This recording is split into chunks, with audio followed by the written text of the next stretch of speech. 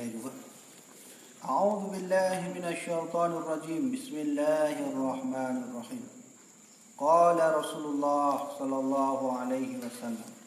Telah berkata Rasulullah sallallahu alaihi wasallam, iqtarabat sa'atu wa la yazdadun nasu 'ala dunya illa hirsan wa la yazdaduna minallahi illa bu'dan. Rawahu al-Hakim an Ibnu Mas'ud. Jadi Rasulullah sallallahu alaihi wasallam pada 1400 tahun yang lalu beliau pernah bersabda tentang hari kiamat. Kata Nabi, iqtarabat sa'atu, hari kiamat itu telah dekat, kata Nabi. Wala yazdadun nasu, salah satu tanda hari kiamat itu adalah terdapatnya banyak manusia ala dunia, di atas dunia ini, illa hir, itu tamak terhadap istri, jabatan dan semuanya. Yang demikian itu, maka kata Rasulullah, iqtarabat sa'ah, bahwa hari kiamat itu sudah dekat. Wala yazdaduna minallahi illa bu'dan, dan tidaklah bertambahnya banyak manusia itu minallah, daripada Allah Subhanahu wa taala, illa bu'dan, melainkan mereka sudah jauh. Jadi manusia bertambah terus, anak lahir terus, tamak juga banyak juga yang muncul. Bu'dan itu artinya jauh. Banyak manusia juga banyak manusia yang jauh daripada Allah Subhanahu wa taala. Maka oleh karena itu, inilah tanda kiamat, bahwa sebenarnya kita sudah berada di ujung di mana hari nanti Allah akan menghancurkan segalanya. Bintang-bintang akan Allah hancurkan, bumi akan Allah buat retak, matahari akan Allah padamkan, bulan akan Allah lipat, semua akan Allah berikan kehancuran bagi seluruh makhluk, illa wajhahu, kecuali wajahnya. Ya, kan? Likulli syai' halikun, kan? Kata Nabi, setiap sesuatu hancur, illa wajhahu, kecuali wajahnya. Nah, ada orang tanya, Tengku, apa Allah punya wajah? Itu nanti pembahasannya.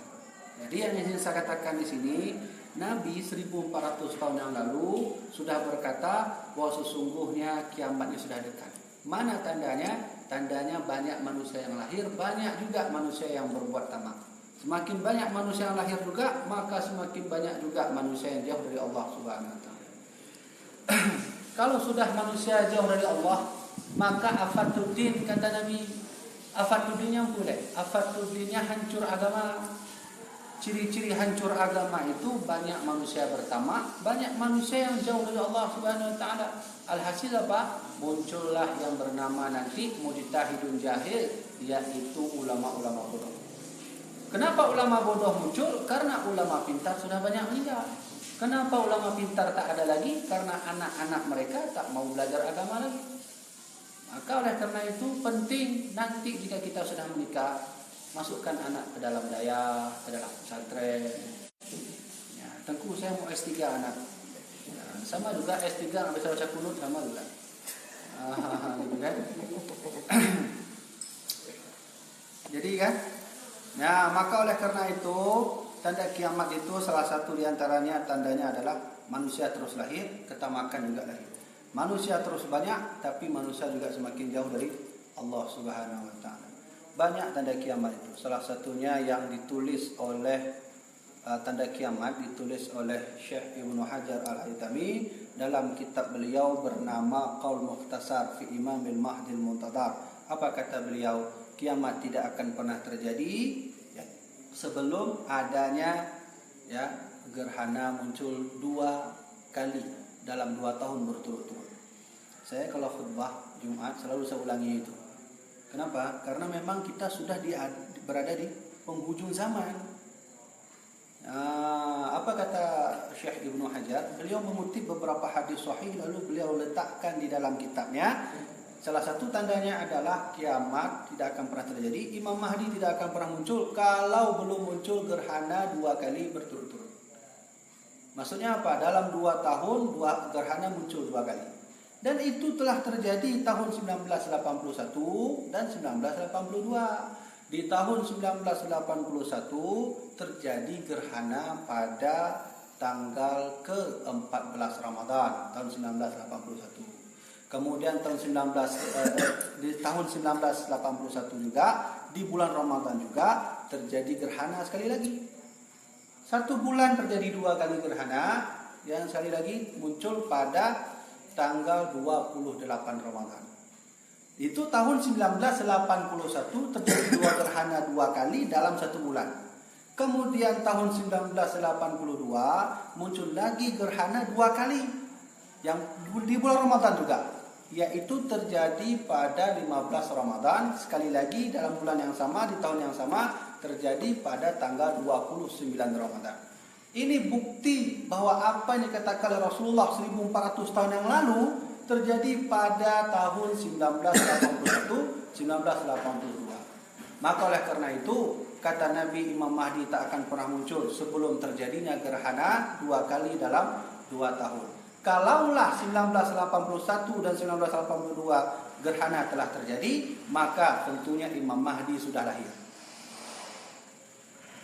Imam Mahdi dah lahir, Imam Mahdi ya. Mampu loh Imam Mahdi dah lahir. Maka dalam kitab Kashful Ghabiyah yang ditulis oleh Syekh Daud Al-Fatani, bahwa salah satu tanda Imam Mahdi nanti sebentar lagi akan muncul, akan terjadi kemarau 3 tahun. Kalau sudah terjadi kemarau 3 tahun, maka bersiaplah Imam Mahdi tidak akan lama lagi. Di dalam kitab Kifayatul Akhyar, dalam kitab Mukhtarah Hadis, Rasulullah juga pernah berkata, idza ra'aitumu amudan ahmara, jika engkau melihat cahaya berwarna merah, ya, cahaya berwarna merah agak kuning-kuning, fi syahri Ramadan, pada bulan Ramadan, ya, fadakhiru ta'aman, maka bersiaplah, simpanlah makanan selama 1 tahun. Jadi cocok dengan hadis Nabi. Nah, bagaimana faktanya? Faktanya telah terjadi. Kita dalam berita itu terdapat beberapa kabar yang datang dari NASA. Ada satu lembaga yang sama seperti NASA, saya dah lupa apa namanya itu. Mereka lah yang mendeskripsikan bahwa kemarau itu akan terjadi pada tahun 2020. Ada yang mengatakan tahun 2022. Sekarang tahun 2019, 20, 2. Betul tu. Hai nyo tak bergahayu nyo kan kita nyo tak imani lagi hakikat juga Allah tu kan ya. Ya, kita hanya percaya syariatnya, hakikatnya kembali kepada Allah Subhanahu wa taala. Boleh kita ambil pendapat ini, jangan diimani. Sudah. Maka oleh karena itu, ini salah satu tanda kiamat tidak akan lama lagi. Iqtarabat sa'ah, kata Nabi, kiamat itu telah dekat. Sudah. Hadis ini riwayat pada Imam Al-Hakim, ya, yang sanadnya adalah Imam Ibnu Mas'ud. Kemudian kata Rasulullah, qala nabiyuna Muhammad sallallahu alaihi wasallam, telah berkata Nabi kita Muhammad sallallahu alaihi wasallam, iqra'u ala mautakum surat Yasin. Kata Nabi, bacalah olehmu atas mayat-mayatmu itu surat Yasin. Nah, ini perintah bahwa bedanya lawinyo dah baca Yasin. Menyoka mati di rohu itu contoh saudara dan nyo kami gai. Nyo perintah Nabi, iqra'u ala mautakum surat Yasin. Bacalah olehmu atas mayat-mayatmu itu surat Yasin. Sebahagian di antara kita banyak orang yang tak percaya lagi, orang yang duduk mau meninggal itu baca Yasin. Langsunglah mereka menvonis bid'ah lah. Itu tak ada yang masa Nabi. Tonya nunggu aku lah kan yang kan Wahabi. Wahabi lah. Nyosia lah mungkin. Kan? Coba lebih baik ya. Maka oleh karena itu, kenapa sih kadang-kadang orang bertanya, Tengku, kenapa kita harus baca Yasin di depan orang yang sudah mati? Pertama, itu karena perintah Nabi langsung suruh baca Yasin. Yang kedua, karena kata Rasulullah, idza hadara ahadukum, jika hadirlah salah satu di antara kamu itu mautakum, mayatmu, faghmidul basara, tutup matanya. Ini perintah Nabi. Kalau sudah meninggal mayatmu atau saudaramu, tutup, faghmidul basara, tutup mata. Fa innahu yutba'ur ruha, kalau enggak ditutup mata, fa innahu yutba'ur ruha, mata ini akan melihat ruh akan pergi ke mana. Kalau ruh ke atas, maka mata itu akan bergerak ke atas. Maka sunnah menutup mata saat orang sudah mati. Ini perintah Nabi itu. Nah, Apalagi setelah itu kata Rasulullah, kata Nabi, faqulul khairan. Setelah mayitmu sudah mati, maka berkatalah yang baik-baik. Mana perkataan yang paling baik kecuali Al-Quran? Apakah ada perkataan yang paling baik kecuali Al-Quran? Tidak. Maka adat kita Ahlussunnah wal Jamaah, ketika orang sudah mati kita baca Yasin, baca Somadiyah, baca tahlil. Ini perintah Nabi. Faqulul khairan, kalau sudah mati mayat itu, maka berkatalah yang baik-baik. Fa innal malaikata tu'ammanu ma yaqulu min ahli. Karena malaikat yang ada di situ akan mengaminkan bagi orang yang berkata baik-baik itu untuk si mayit. Ini dasar dalil bahwa sesungguhnya kita ini disunahkan membaca talqin untuk mayit, disunahkan membaca Yasin untuk mayit, disunahkan juga membaca Samadiyah dan tahlil untuk mayit. Ini hadisnya. Faham kan? Berarti kita ni amalan Ahlussunnah wal Jamaah ya, amalan memang kan ada dalil. Cuma lawainya urus Wahabi yang lagi ada. Jadi pokok dia mempunyai oleh Allah ke lagi ada. Ini contoh lagi Ar-Rahmanu 'alal 'arsy istawa. Allah itu bersemayam di atas aras. Maka kata orang Wahabi, ya udah saya beriman bahwa Allah benar-benar duduk di atas aras, ya kan kau? Akapnya mana lagi anak? Ya kan? Yadullah fawqa aydihim, tangan Allah di atas tangan mereka. Kamu bagaimana beriman itu? Ya, saya beriman bagaimana Allah katakan. Jadi kamu beriman bahwa Allah benar-benar ada tangan. Ya kan Allah bilang begitu, berarti saya beriman. Nah, ini hati-hati, ini kafir sudah begitu. Hati-hati. Maka ada dua nanti kita bahas. Ada satu hadis Nabi, nanti Rasulullah berbicara tentang kaumnya yang bodoh. Nanti ada hadisnya. Nah, maka oleh karena itu saya ingatkan kembali bahwa kata Rasulullah, iqra'u ala mautakum, bacalah olehmu atas mayat-mayatmu itu surat Yasin, yaitu surat Yasin. Hadis ini ada pada Ahmad. Kemudian kata Rasulullah sallallahu alaihi wasallam, berkata Nabi kita Muhammad sallallahu alaihi wasallam, iqra'ul Qur'ana, bacalah olehmu akan Al-Qur'an. Ya, baca olehmu akan Al-Quran. Wabtaghu bihi, dan carilah dari Al-Quran itu wajah Allah. Wajah Allah. Nah, nanti kita bahas tuh. Kenapa sih? Memang ada wajah Allah dalam Al-Quran. Nanti kita bahas. Kemudian min qabli ayyatiya, sebelum datang ya qaumun yuqimunahu, suatu kaum yang akan mendirikan iqamatul qadihi, seperti melepaskan anak panah. Yata'ajjalunahu, mereka itu adalah orang-orang yang tergesa-gesa, kata Nabi. Ini Nabi sedang bercerita, kita disuruh oleh Rasulullah untuk terus baca Al-Quran, mencari jalan kepada Allah dalam Al-Quran itu. Kenapa? Kalau tidak demikian, kata Nabi nanti, ya'ti qaumun yaqumunahu, kalau tidak demikian akan hadir suatu kaum yang mereka itu mengambil alih. Nah, kaum inilah kata Rasulullah, yata'ajjalunahu, dia kaum yang selalu terburu-buru. Wala yata'ajjaluna, dan mereka tidak mengharapkan pahala akhirat. Nah, mari kita bahas satu persatu hadis ini. Coba perhatikan dengan baik. Di sini Rasulullah memberi dua sifat, bahwa ada satu kaum nanti yang muncul, kata Nabi, kalau kita jauh dari Al-Quran, kaum itu akan muncul. Dia akan mengambil alih Al-Quran dan hadis. Dia katakan bahwa Al-Quran hadis itu adalah ikutan yang paling wajib. Sedangkan ulama atau ijma' dan qiyas itu tak wajib. 1400 tahun lalu Rasulullah sudah bersabda akan muncul suatu kaum yang kaum itu akan mengambil alih. Yata'ajjalunahu, mereka mengambil Quran, mengambil hadis. Yata'ajjalunahu, mereka terburu-buru mengambil lalu memfatwakan tanpa harus belajar ilmu yang lain. Nah, ini sudah muncul. Maka oleh karena itu, wajarlah kata Nabi afatuddin, agama ini hancur. Salah satunya kalau sudah hadir yang namanya mujtahidun jahil, yaitu ulama-ulama bodoh. Siapa ulama-ulama bodoh? Itulah namanya mujtahid jahil, ulama bodoh. Bagaimanakah ulama yang sesungguhnya? Lalu ini orang aku itu ulama apa? Maka Pak belajar wae di Yaman lah, betul. 4 tahun dia berusaha mengganggu ulama. Dia buat fatwa-fatwa tidak. Dia katakan suluk sesat. Dia katakan bid'ah ini, maulid tidak ada, tahlil tak ada, samadiyah tak ada. 4 tahun baru belajar di Yaman sudah bisa mengatakan ini bid'ah itu sesat, ini bid'ah itu salah. Ya kan? Ulama macam apa seperti itu? Maka inilah yang dikatakan Rasulullah, yata'ajjalunahu. akan muncul suatu kaum yang mereka itu terburu-buru memvonis orang lain. Nah, ini dia. Ya, paham kan?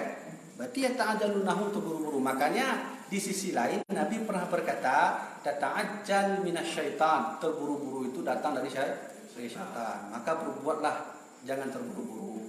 Ya. Cuman jangan mengamalkan begini, sekolah udah telat. Kata Tengku Habib, jangan buru-buru. Ini udah telat, apa jangan buru-buru nanti? Itu salah itu. Dia gunakan hadis sesuai dengan tempatnya. Sudah. Nah, bagaimana sih ulama yang sebenarnya? Coba kita lihat. Ulama yang sebenarnya disebut oleh ulama adalah mereka yang sudah menguasai beberapa ilmu-ilmu agama Islam. Ilmu fikih mereka bisa, ilmu nahu mereka bisa, ilmu sorof mereka bisa, ulumul Quran mereka bisa, ilmu qiraatus sab'ah mereka bisa, ulumul hadis mereka bisa, ilmu usul fiqh mereka bisa, ilmu mantik mereka bisa. Nanti fikih terbagi lagi, ada fikih muqaran mereka bisa, fikih maudhu'i mereka bisa. Kalau sudah ada orang yang sudah bisa dengan itu, maka itu baru disebut ulama. Apa sudah cukup sampai situ? Belum.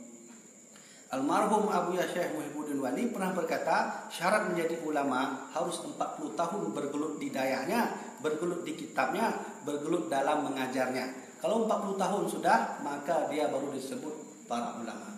Apa sudah sampai situ? Belum juga. Imam Ibnu Katsir mengutip pendapat Imam Ibnu Abbas, mengutip pendapat Imam Ibnu Mas'ud, mengutip pendapat dari Hasan Al-Basri, mengutip pendapat dari Imam Abu Tamimi. Di sana mereka setuju bahwa syarat menjadi ulama di situ adalah harus punya sifat namanya al-khasyah. Apa itu khasyah? Takut kepada Allah Subhanahu wa taala. Ya. Maka ini syarat menjadi ulama. Maka oleh karena itu Syekh Ahmad Khatib dalam kitab Nufhan ala Syarah Waraqat, beliau memberilah satu judul namanya Syurutul Mufti. Syarat menjadi mufti. Satu lagi ada syurutul mustafti, syarat menjadi orang yang mengikut mufti. Salah satunya adalah orang itu harus bisa menguasai beberapa ilmu. Maka Syekh Jalaluddin As-Sayuti di dalam kitab Jamul Jawame', dalam kitab Ashbah Nadhair, beliau mengatakan menjadi seorang ulama itu harus bisa menguasai ilmu nahwu, ilmu sharaf, ilmu mantiq, ilmu majaz, ilmu ulumul Quran, ulumul hadis, dan berbagai ilmunya. Abu Syekh Hudawali di dalam kitabnya Al-Fatawa, ada seorang bertanya kepada beliau, bagaimana syarat menjadi seorang guru? Bisakah menjadi seorang guru hanya bisa hafal Quran dan hadis? Tidak, kata Abu Syekh Hudawali. Dia harus bisa menguasai ilmu alat. Salah satunya adalah ilmu nahwu. Silakan buka kitab Al-Fatawa. Nah, jadi menjadi seorang ulama tidak mudah.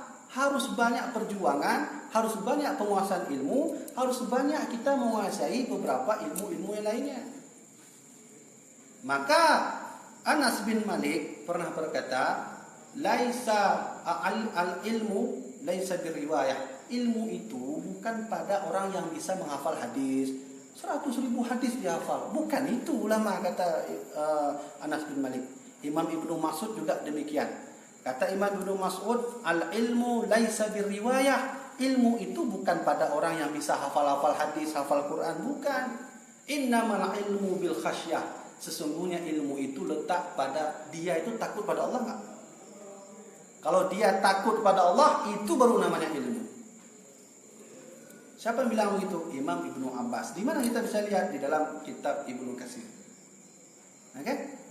Ibnu Abbas begitu. Maka bagaimana sih maksud takut kepada Allah? Takut kepada Allah itu begini.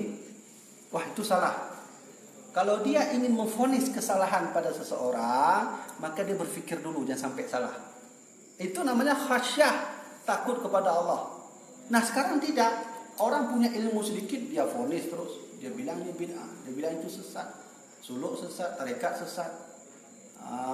Dia bilang kita harus ikut Quran dan hadis. Ikut Quran dan hadis. Ijma' ikut ulama. Ulama nggak usah ikut, kata dia. Ada itu sudah muncul kaum yang seperti itu. Yang hari ini kita sebut sebagai Wahabi. Wahabi itu selalu mengajak kita untuk Quran hadis, Quran hadis, Quran hadis. Semuanya memang wajib ikut Quran hadis. Tapi ingat, ada satu hadis Nabi mengatakan, ketika Rasulullah melepas sahabat Mu'az bin Jabal menuju ke Yaman, Nabi bertanya kepada Mu'az bin Jabal, kalau nanti ada orang di Yaman bertanya kepadamu, Fabima tahkum ya Muaz? Engkau akan berhukum ke mana? Apa kata Muaz bin Jabal? Muaz bin Jabal itu seorang ulama di masa sahabat Nabi. Bukan orang jual-jual pete di pasar tuh. Itu sahabat Nabi yang diakui oleh Rasulullah sebagai ulama di masanya. Apa kata Muaz bin Jabal ketika Rasulullah bertanya, "Fabima tahkum?" Dengan apa engkau berhukum nanti sampai di Yaman orang bertanya? Bi kitabillah ya Rasulullah. Saya akan kembali kepada Al-Qur'an. Coba kata Muaz bin Jabal. Yang kedua, apa kata Rasulullah? Fa illam tujid. Kalau engkau sudah cari Quran tidak ada dalam Quran, engkau bagaimana?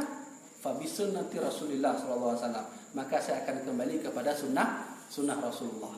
Ditanya lagi oleh Rasulullah, fa illam tajid. Kalau kau tidak temukan dalam Quran tidak ada, dalam sunnah tak ada, apa kata Muaz bin Jabal? Ajtahidu bi ra'yi. Saya akan berijtihad dengan akal saya. Berarti dasar hukum Islam, Quran, hadis, ijma'. Ijma' itu dari mana munculnya? Dari seluruh hasil ijtihad para ulama dikumpulkan menjadi satu file baru disebut dengan ijma'. Maka oleh karena itu wajarlah Sultan Ali Muayyad Shah sejak dulu sudah mengatur hukum dasar kita, hukum dasar kerajaan Aceh Darussalam, yaitu hukum Qanun Adat Muqatta Alam yang berdasarkan pada 4: Quran, hadis, ijma' dan qiyas. Nah, faham kan? Nah, sekarang fenomena aneh, 4 tahun, 5 tahun, 6 tahun, 7 tahun, 10 tahun sudah bisa memfitnah orang, memvonis orang dan lain sebagainya. Ya, ini harus diperhatikan baik. Sudah. Nah, apa lagi? Wala yata'ajjalunahu. Kata Nabi, kaum itu bukan hanya terburu-buru saja, tapi kaum itu kata Nabi, la yata'ajjalunahu, dia itu tidak mengharapkan amalan akhirat. Ya kan? Ya, contoh sekarang yang sudah terjadilah di Aceh ini, bahwa kita selalu mengajak diskusi ya kepada orang-orang Wahabi. Mengajak diskusi bukan mengajak berantem. Kalau orang Aswaja mau buat ricuh di majelis-majelis Wahabi, sejak dulu udah bawa parang sama pistol. Ya kan? Mayoritas, kita ini mayoritas di Aceh ini. Wahabi itu minoritas, muncul di abad 14, muncul di abad 17. Wahabi ini paham radikal yang disebut oleh Badan Intelijen Negara itu sudah divonis oleh BIN bahwa Wahabi termasuk salah satu paham radikal. Ada 3 paham radikal di Indonesia: Wahabi, Syiah, ISIS. Siapa yang bilang itu? Nanti jangan bilang Wahabi bilang, bukan saya bilang. Itu BIN, Badan Intelijen Negara. Maka oleh karena itu Wahabi itu muncul pada abad ke-17 yang dibuat langsung oleh Muhammad bin Abdul Wahab. Muhammad bin Abdul Wahab gurunya itu tak bersilsilah. Dia belajar dengan Syekh Al-Majmu'i. Syekh Al-Majmu'i itu salah satu antek Yahudi yang menyamar menjadi seorang Muslim. Ketika Syekh Muhammad bin Wahab menjadi murid Syekh Al-Majmu'i, dia tak tahu bahwa itu Yahudi. Dinikahkanlah 2 anak. Ada 2 anak Syekh Al-Majmu'i ini, dinikahkan dua-duanya. Padahal kan nggak boleh dalam Islam menikah dua-dua itu adik kakak lagi. Ini menikahkan 2, halal. Maka muncullah terus sampai masuk ke kerajaan Arab Saudi sehingga tersebarlah ke seluruh dunia. Padahal dulu kita sudah berahlussunnah wal jamaah. Saat Islam masuk ke Aceh, Islam memberikan pencerahan kepada raja-raja Aceh. Salah satunya adalah Merah Sidu. Merah Sidu itu kan raja terkenal sehingga waktu masuk Islam dia disebut dengan Malikus Saleh. Malikus Saleh, setelah itu muncullah Sultan Ali Muayyad Shah. Sultan Ali Muayyad Shah membuatlah satu konun, undang-undang dasar kerajaan Aceh, yaitu Quran, hadis, ijma' dan qiyas. Dilanjuti lagi oleh cucu-cucunya, yaitu Iskandar Muda. Dilanjutkan lagi oleh Iskandar Sani. Dilanjutkan lagi undang-undang itu oleh 4 ratu. Ratu Safiyatuddin, Zakiyatuddin, Inayatuddin, Naqiyatuddin. Baru melanjutkan lagi sampai kerajaan terakhir. Ketika kita sudah masuk ke Indonesia, disitulah masuklah Wahabi ke negeri kita. Apa ciri-ciri Wahabi? Mereka tak lepas selalu berkata, ayo kembali Quran hadis, ayo kembali Quran hadis. Mereka tak percaya pada ulama. Maka oleh karena itu ingat, ini sudah menjadi prediksi Rasulullah 1400 tahun yang lalu bahwa ada yang namanya muncul qaumun yaqumunahu, seorang kaum yang akan muncul di akhir zaman nanti. iqamatul qadhi. Mereka itu muncul seperti mana anak panah terlepas dari busurnya, dari tempatnya itu. Apa ciri-cirinya itu? Ya ta'ajjalunahu. Kaum itu akan selalu terburu-buru dalam berfatwa, belajar dan sebagainya. Nah, begitulah ini kata Rasulullah SAW. Ada orang bertanya, Tengku, ini kan banyak amalan yang sunnah. Bismillahirrahmanirrahim saat membaca Al-Fatihah itu amalan sunnah. Kunut juga amalan sunnah, ya kan? Semuanya amalan sunnah. Maulid Nabi juga amalan sunnah. Itu lain Wahabi nanti. Wahabi tak percaya dengan Maulid Rasulullah. Nah, bagaimana saya menilai mana saya mau ikut? Saya ikut yang orang mengaku tengku, atau saya ikut orang yang memang sudah tengku? Atau begini saja, kita orang awam, kita tak tahu bagaimana Wahabi, kita tak tahu Ahlussunnah wal Jamaah. Bagaimana cara mengikutnya? Kata Rasulullah sallallahu alaihi wasallam, "Ittabi'u bisawadil a'dam." Ikutilah yang mana yang mayoritas. Mana yang mayoritas di Aceh ini? Ahlussunnah wal Jamaah. Bismillahirrahmanirrahim membaca pada saat sholat itu sunnah. Tapi itu pendapat Imam Syafi'i. Kata Imam hadis yang diriwayatkan oleh Abu Hurairah di dalam kitab Kifayatul Akhir jilid 1. Apa kata Abu Hurairah? Beliau meriwayatkan satu hadis. Kata Rasulullah, "Iqra'u alhamdulillah, faqra'u bismillahirrahmanirrahim." Hadis ini sahih. Rijal itu artinya para periwayat hadis. Coba lihat, Rasulullah SAW pernah berkata, "Iqra'ul hamdulillah," bacalah surat alhamdulillah, "faqra'u bismillahirrahmanirrahim," bacalah bismillahirrahmanirrahim. Fa innaha ayatun minha, karena sesungguhnya bismillah itu bahagian daripada Al-Fatihah. Nah, di sini terselisihlah berbeda pendapat ulama. Imam Syafi'i dan Imam Hambali menyunahkan membaca bismillah saat sholat. Imam Hanafi dan Imam Maliki tidak menyunahkan membaca bismillahirrahmanirrahim. Tengku, saya mau ikut yang mana? Ini atau yang ini? Boleh ikut yang kanan, boleh ikut yang kiri. Tapi lebih baik yang mana? Yang lebih baik ikutlah kata Rasulullah. Ittabi'u bisawadil a'dam. Ikutlah bagaimana yang mayoritas. Bagaimana mayoritas di Aceh? Baca bismillah? Baca bismillah. Bagaimana mayoritas di Aceh baca kunut? Baca kunut. Tengku, saya nggak mau baca kunut dalam sholat. Sah. Saya baca kunut atau enggak? Boleh baca kunut, boleh. Enggak baca pun boleh. Yang lebih baik mana, Tengku? Yang lebih baik ikut yang mayoritas. Kata Rasulullah itu tadi, ittabi'u bisawadil a'dam. Ikutlah yang mana mayoritas. Tengku, ada enggak hadis tentang kunut? Oh, banyak. Coba buka dalam kitab Kifayatul Akhir jilid 1, buka dalam Fiqhul Islam wa Adilatuhu, buka dalam kitab I'anatul Talibin, buka dalam kitab Al-Mahali. Di sana ada satu hadis Nabi, mazala Rasulullah SAW, tidak pernah terlepas Nabi Muhammad SAW yaqnutu fis subhi, putus nyawanya, artinya Nabi meninggal. Berarti Nabi tak pernah lepas membaca kunut sampai subuh sehingga beliau meninggal. Hadis ini sahih hadis ini. Ya kan? Ada orang mengatakan tidak boleh kunut, apa? Ada orang mengatakan boleh kunut, boleh, silahkan ikut. Saya mau ikut nggak pakai kunut, boleh. Saya mau ikut pakai kunut, boleh. Tapi mana lebih bagus? Ikutlah yang mana mayoritas. Faham kan? Ittabi'u bisawadil a'dam, man syazza finar. Siapa yang sendirilah masuk neraka. Itu sabda Nabi SAW. Hadis ini tak sahih, tapi hadis ini banyak periwayatnya. Salah satunya periwayatnya berasal dari Imam Ibnu Abbas, juga berasal dari Imam Ibnu Mas'ud. Ini tertulis hadis ini di dalam kitab Al-Majmu' Al-Hadis. Di sana banyak, ternyata makna hadis ittabi'u bisawadil a'dam itu bukan satu, tapi banyak. Sudah, kesimpulannya apa? Ya, ingin saya katakan di sini adalah inilah fenomena akhir zaman, bahwa kata Rasulullah afatu bin salatah, agama itu akan hancur kalau dipimpin oleh 3 kelompok. Yang pertama, imamun jair, pemimpin yang jahat. Yang kedua, faqihun fajir, yaitu seorang ahli fikih yang bermaksiat kepada Allah. Yang ketiga, mujtahid jahil, yaitu pemimpin yang mujtahid yang bodoh, atau ulama bodoh. Apa ciri-ciri ulama bodoh? Baru belajar sedikit sudah memfatwakan orang, ilmu enggak banyak sudah memfatwakan orang lain. Mereka mengatakan kita berhawa nafsu, mereka berhawa nafsu enggak. Ya, matanya dapatkan musyawarah. Yang tu hawa nafsu dah cok parang, yang baru dapoh ni, yang baru kena hawa nafsu. Coba lihat ya. Ini diskusi ini, musyawarah yang baru-baru ini terjadi, perintah musyawarah itu sudah dijelaskan oleh Allah Subhanahu wa taala. Ya kan? Apa kata Allah? Wa aqamus salata, dirikanlah salat, wa amruhum syura, dan perintahkan kepada mereka untuk bermusyawarah. Musyawarah ini kan perintah Allah Subhanahu wa taala.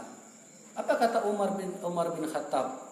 Kata beliau, narda lidunyana. Kami ini meridai bagaimana kesepakatan kami tentang hukum dunia. Kama yardi Rasulullah SAW, seperti mana Rasulullah telah meridai lidinina, agama kami. Coba lihat, Umar bin Khattab kalau ada masalah diajak musyawarah. Nah, coba perhatikan baik-baik. Ini ajaran Al-Quran, ini ajaran hadis, ini ajaran para madhab salafus soleh yang pernah dibuat oleh Umar bin Khattab. Sekarang kalau kita ajak orang Wahabi diskusi, dia tak mau, berarti dia sama juga tidak mau mengikuti perintah Al-Quran, perintah hadis, dan perintah madhab salafus soleh. Ini yang dikatakan oleh Rasulullah, nanti suatu saat nanti ada seorang anak muda. Kata Nabi apa? Haddathul asnan. Haddathul asnan itu artinya seorang yang baru muda, dia mengajak orang kembali Al-Quran dan hadis, tapi Al-Quran hadis itu menjadi bumerang baginya. Nah, ini anak-anak muda seperti ini. Ya, paham kan? Maka kata Rasulullah, orang yang anak muda nanti suatu saat akan muncul suatu kaum yang kaum itu mengajak kita kepada Al-Quran dan hadis, tapi mereka tak mau menuruti perintah Al-Quran dan hadis. Mana contohnya? Seperti Wahabi. Kita tahu bahwa jika ada perselisihan, kita harus duduk. Perintah siapa itu? Al-Quran. Siapa lagi? Hadis Nabi. Siapa lagi? Madhab salafus saleh. Tentu tahu dari mana? Pertama dari Al-Quran, sudah jelas. Terus hadis dan ini dari mana? Silahkan buka hasyiah tafsir Jalalain yang ditulis oleh Imam As-Sawi. Di sana tertulis, tertera, ada perkataan Umar bin Khattab, ada perkataan hadis Nabi yang menyuruh kita untuk bermusyawarah. Faktanya yang terjadi adalah Wahabi tak mau bermusyawarah, tak mau berdiskusi, atau kaum yang terbaru buru-buru ini kata Nabi tak mau bermusyawarah dengan kita yang saling berselisih. Padahal kita itu saling bersaudara. Kalau ada orang yang tidak mau mengikuti perintah Al-Quran, perintah hadis dan perintah daripada madhabus saleh, maka itu disebut dengan orang-orang yang sudah terlepas dari panah. Itu ibarat panah sudah terlepas dari musuhnya. Sudah, apa kesimpulannya kita ngaji hari ini? Kesimpulannya adalah inilah fenomena yang telah terjadi di masa kita hari ini. Nah, jadi memang tak lama lagi Allah itu sudah menjadi sunnatullah. Allah membangunkan ulama-ulama baru. Jadi jangan protes. Kenapa protes begitu? Kalau kata almarhum Abu Yahamka, seorang bertanya, wahai Abu Ya, kenapa kita ini sudah banyak muncul orang-orang yang jahat? Apa kata Abu Yahamka? Sudah begitu sunatullah. Allah sudah ingin memberikan tanda-tanda kiamat. Kalau tidak demikian, kapan kiamat? Ya, sudah. Ya, batik tu ni. Apanya? Dan ibu punya bukan ada nan Rasulullah ni. Rasulullah. Video buat ni. Baru dan Indonesia-nya. Jadi tabunan nan Rasulullah kan? Ke dan Muhammad. Oh, nan Nabi. Dia yang dikelah Syekh Muhammad Arsyad Al-Banjari dalam kitab Sabil Al-Mu'tadin jilid 2, sunnah memberikan nama anak para nabi. Kalau tidak ada nama anak para sahabat, kalau tidak ada nama para ulama, kalau tidak ada juga nama para aulia Allah. Kemudian lagi yang ada wadah lembut Pak Buya, wadahnya katuk dah lembut, wadah lu tinggal menjala, ikhlas Buya, sunnah rinan ayah, sunnah kasih nama ayah. Dan ku nama ayahnya Mae, usah gimana kan jelek kan? Muhammad Mae kan nggak mungkin. Lagi. Jadi lagi acara. Ada pertanyaan itu? Nama ayahnya Ujang. Ya, nampak. Ada? Nggak ada. Nggak ada. Jadi insya-Allah. Ada? Habis mesti. Dalam pertanyaan.